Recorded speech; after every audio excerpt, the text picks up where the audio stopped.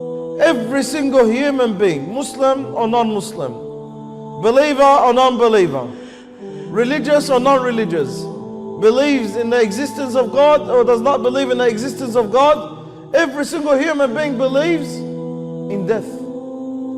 But the thing is, it's forgotten. And it's constantly forgotten.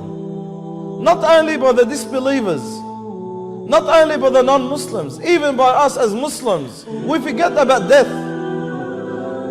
Because if we really remember death and we remind ourselves of death, we would not be doing a lot of the things that we do. We would not be committing a lot of the sins that we fall into. We would not disobey Allah subhanahu wa ta'ala. That's why the Prophet Muhammad sallallahu alayhi wa sallam, he says, أكثروا من ذكر هذه اللذات. Constantly remind yourself of the destroyer of desires. Majority of mankind are the slaves of their desires. They follow their desires. They do exactly what the desire wants them to do. Even if it's wrong, even if it's harmful, even if it's evil, we follow our desire. But that moment that you remind yourself of death, or you know that you'll be dying, then you no longer become the slave of your desire. You become the true slave of Allah subhanahu wa ta'ala. If anyone is diagnosed with illness or a disease by the doctor and he says you only have a few months to live, watch their character changes. Watch their life turn from one angle to another.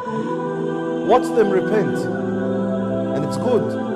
But what saddens me is, we wait for a doctor to tell us that you're going to die, and yet it's not enough when Allah subhanahu wa ta'ala says, كُلُّ نَفْسٍ ذَائِقَةُ الْمَوْتِ. Every soul shall taste death. Every soul shall taste death. Every single one of us.